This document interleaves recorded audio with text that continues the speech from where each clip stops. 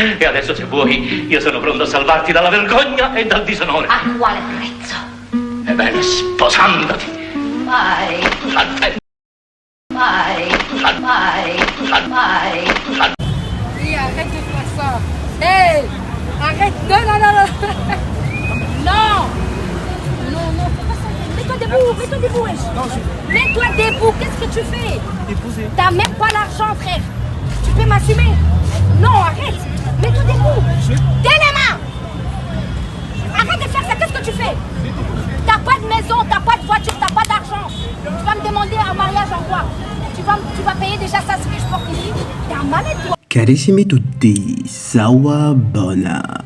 Le docteur Rando Redotto depuis la cour du palais communal de Conchayenne. Connaissez-vous la posture de Laurent? Voici une brève définition de Wikipédia qui va nous édifier. Laurent désigne dans l'art religieux un personnage représenté dans une attitude de prière, souvent agenouillé, les bras levés ou écartés, parfois devant un prie-dieu. C'est un thème religieux-artistique qui a inspiré de nombreux sculpteurs et peintres au cours de l'histoire. Mais nous allons nous intéresser ici aux sculptures d'Oran qui ont donc ceci de commun qu'elles représentent en général un humain fléchissant le genou devant l'Éternel, son seul et vrai maître.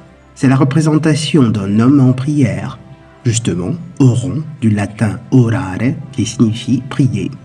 C'est l'image d'un homme tournant son regard vers son Créateur, désireux de comprendre la mission cosmique lui incombant et pour laquelle il ne dispose que d'indices dont il peine à attester la pertinence. Aussi se tourne-t-il vers son Dieu en toute humilité et avec toute la dévotion dont seule est capable l'âme d'un androphore.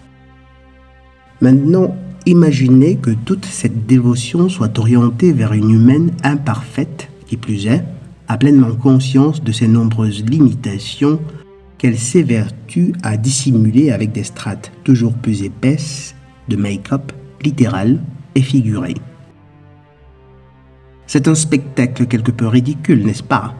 Mais c'est bien ce que font ces androphores qui se prosternent devant des gynophores, suivant une tradition d'hommes à laquelle ils ont été initiés depuis le berceau. Ils se prosternent devant elles, tels des orans devant leur Dieu, suppliant des Astartés de les accepter comme époux et présentant comme gage de leur amour l'anneau ultime de pouvoir qui conférera aux dites Astartés le pouvoir de les asservir et d'en faire des pantins dénués de toute volonté. Et ce ne sont certes pas les gynophores qui vont leur révéler le ridicule d'une telle posture. Et ce ne sont certes pas les gynophores qui vont leur révéler tout le ridicule d'une telle posture. Comble de l'ironie, elles sont pourtant les mieux placées pour comprendre ô combien homme qui adore une gynophore plutôt que son Dieu, homme qui met ainsi femme sur un piédestal qu'elle est loin de mériter, ne mérite rien de moins que du mépris et parfois même suscite en elle un net sentiment de répulsion. Elles ne vous le diront ni ne vous le montreront jamais de façon explicite ou délibérée. Mais tout leur être le manifestera si vous aurez appris à les lire, si vous aurez appris à lire entre les lignes. C'est un mécanisme intrinsèque, inné. En elle habite un esprit qui a besoin d'être guidé, d'être pris par la main et ramené vers l'Éternel. La posture et la symbolique de Laurent devraient être réservées à l'Éternel et à lui seul. L'exécuter pour une gynophore signifie en faire la déesse qu'elle n'est pas et dont elle a pleine conscience de ne pas être. Et même si la société lui a appris à s'émouvoir grossièrement en face d'un tel acte, son subconscient la poussera spontanément, automatiquement et immédiatement à vous mépriser pour n'avoir pas eu la force d'assumer votre mission divine, qui est celle de la prendre par la main, pour la guider vers l'Éternel. Elle vous en voudra secrètement et finira par vous détester ouvertement. Et c'est ce qui arrive aux hordes de Mangina qui croient être romantiques en fléchissant ainsi le genou devant un être qui est loin d'être digne de vénération.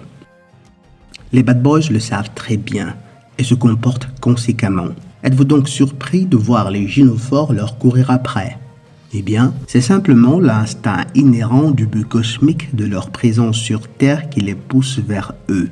Ce n'est certes pas la seule raison, mais l'une des principales.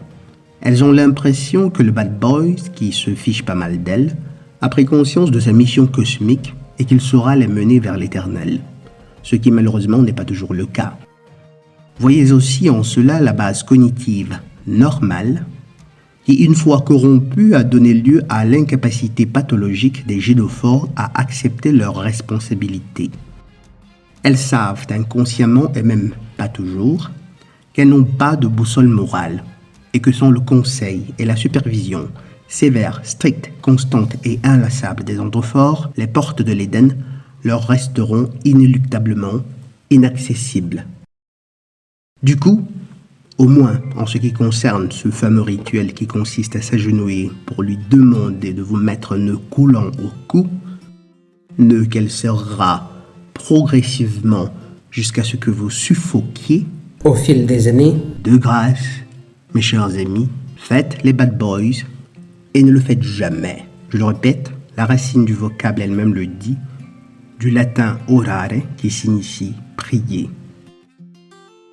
Vous ne devriez vous agenouiller que pour prier votre Créateur, pour le glorifier, pour lui demander d'éclairer votre chemin, et non pour supplier Astarté de vous gratifier de ses charmes qui sont, croyez-moi, très éphémères et surtout illusoires.